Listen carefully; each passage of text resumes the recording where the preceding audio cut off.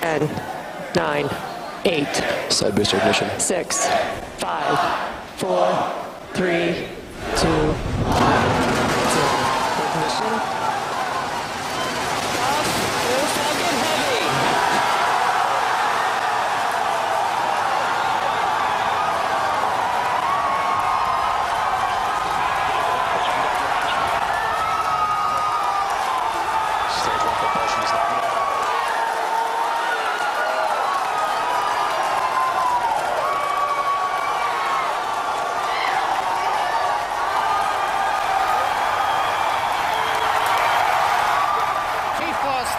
Seconds, if you can hear me over the cheering.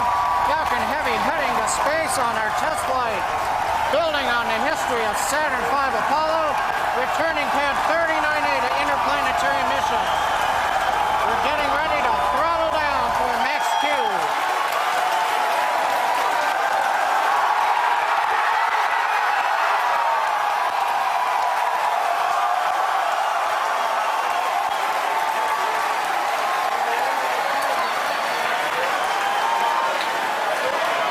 Supersonic. You've heard the call out. Vehicle is supersonic.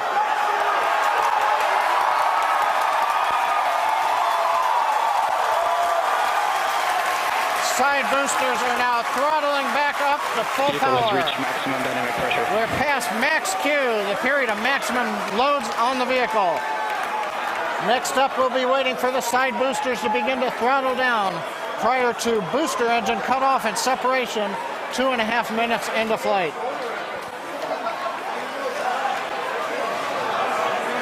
GNC trajectory looks good on the Falcon Heavy.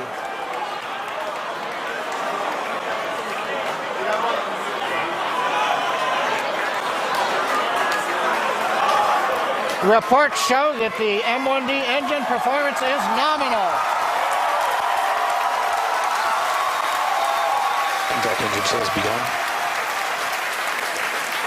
Side boosters have begun to throttle down in preparation for the upcoming shutdown in 20 seconds.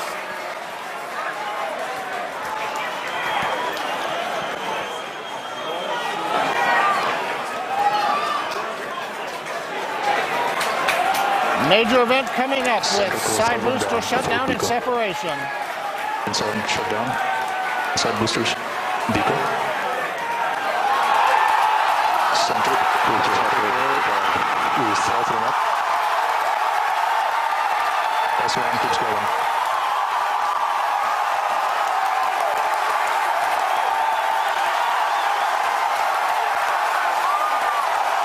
Still booster base box started.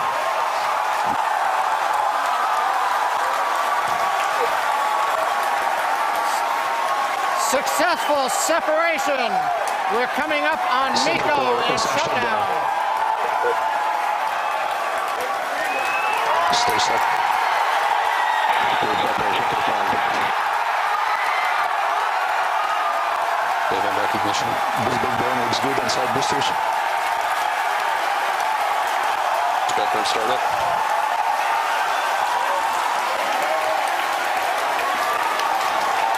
Coming up on fairing separation. Center core side engines on power, also look good.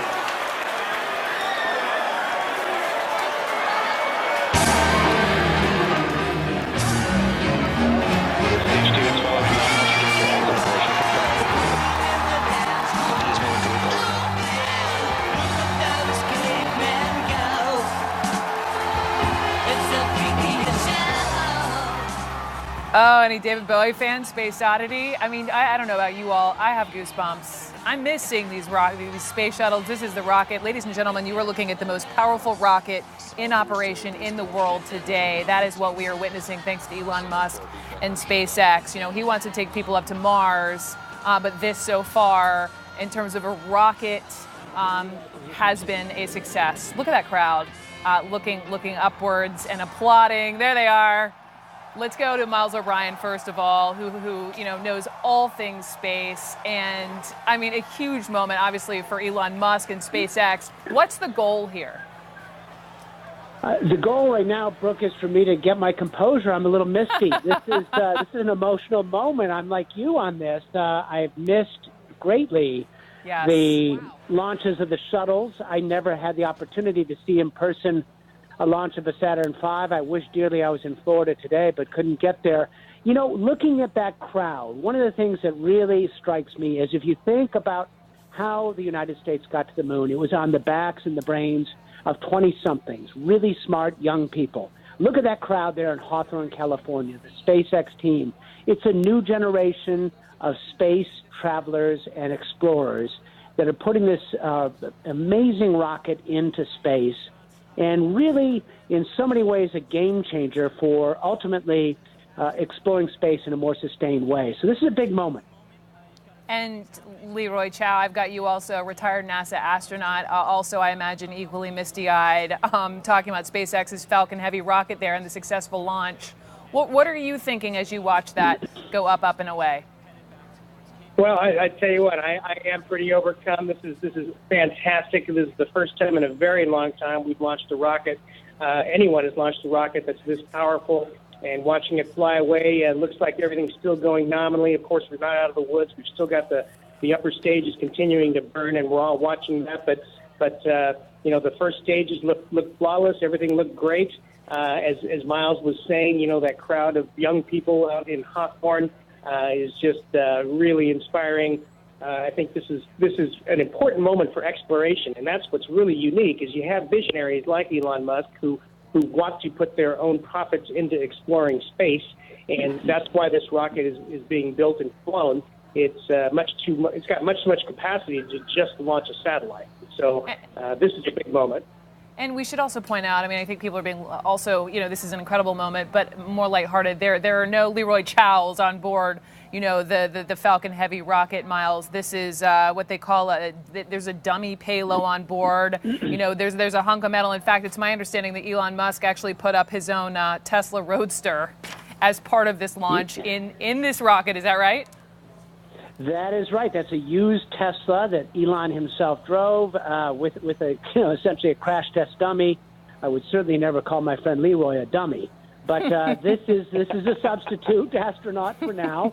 I mean, what they do typically on space tests like this, what NASA would do, is put ballast in there, a hunk of concrete or something, just to give it some weight. And part of what I appreciate is the enthusiasm and the tweaks and the sense of humor, and frankly, for Elon, the cross-promotional benefits of putting a Tesla in orbit for 1 billion years around the sun and near Mars. And by the way, I've got one more voice, Rachel Crane, who's actually there.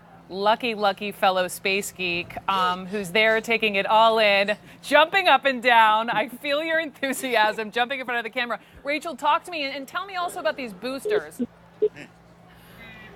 Right. Well, Brooke, we did just see 2 boosters coming down moments ago, but the entry burn was shut down. We don't see them anymore, but I do hear people cheering around me. There's a couple buildings, so it's blocked. Oh, there's a sonic boom. Woo! So, wow, Brooke, if I can't even begin to describe the excitement around me. I mean, everybody's come out from the buildings here at Kennedy Space Center to pan the camera over. Can you guys turn the camera over to see it? No, there's a building. Sorry, Brooke, there's a building right in the way of seeing this these incredible landings. Unfortunately, I can't see them myself, but to describe feeling this launch here at Kennedy Space Center, this historic launch of Falcon Heavy, I mean, this is one for the books. Brooke. It was really, truly incredible. Yesterday, I spoke with Elon Musk. He was, you know, running through all the things that could possibly go wrong here. He said that he would consider it a success if the rocket just simply cleared launch pad 39A. Of course, this is a historic launch pad. This is where, you know, Apollo 11 sent humans to the moon. But had it been destroyed with this launch, it also would have delayed all their further launches. They said that Falcon Heavy could be ready to relaunch in 3 to 6 months. Of course, that would have been delayed if if the launch pad was destroyed. As we saw today, it was successful. It was not destroyed, so that will not be a problem. But we're waiting to see just how successful it was. You know, as you were just speaking with Miles, there is his own personal Tesla Roadster on board with that, you know, that space dummy on there playing David Bowie's Space Oddity. We don't know exactly how far it's gotten at this point, but we will keep you updated as we get all of this incredibly exciting space information. Brooke. I love the enthusiasm. Rachel Crane, my friend, thank you so much. I've still got Miles O'Brien and Leroy Chow with me. And so, Miles, just back over to you. Where exactly is the rocket going? It's going in a what they call a highly elliptical orbit, and it orbits actually around the sun, and it will sort of meet up, you know, kind of racetrack style, merging with Mars on occasion. So it's about 250,000 miles at its farthest distance from Earth. So it's a pretty decent stretch of the way to Mars. You know, obviously not entering Mars orbit or landing on Mars, but that Tesla Roadster will just be orbiting there for who knows how long, for the eons, with the dummy looking out the window into the void.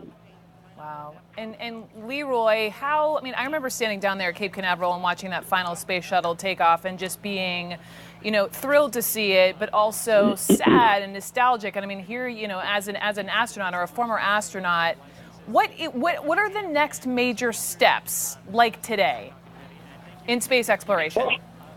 Oh, absolutely. This is huge. This is a huge deal. It looks like the upper stage has entered a nominal parking orbit. We saw the landing of the two side boosters. We don't know if the third booster has landed yet, but just everything looks flawless.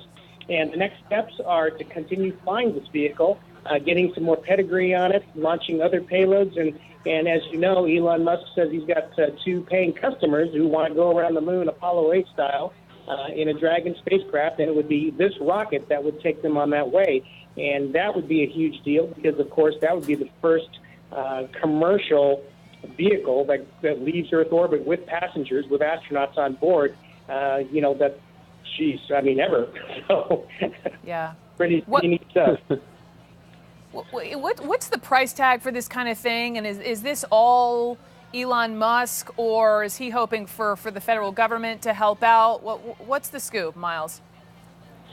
Well, the first thing to know is the price tag is a fraction of what NASA projects the cost of its comparable rocket, the Space Launch System, will be. And a big part of that is what you just witnessed, the return of those two boosters to the pad, fully reusable. And we hope before not too long, the third booster, which will land significantly downrange on a platform in the sea. It's about 30% of the cost that NASA is projecting for the Space Launch System, and that really is a game changer. You know, we used to say when Leroy was flying the shuttle that it was about $10,000 a pound for any pound of anything you put on the shuttle. Elon Musk is claiming below $1,000 a pound. So we're talking about an order of magnitude here. And that changes everything when you talk about space exploration. So, you know, you have to ask yourself who's going to get to Mars first, NASA or Elon Musk. Right now, the smart money would be on the guy who puts Teslas in space.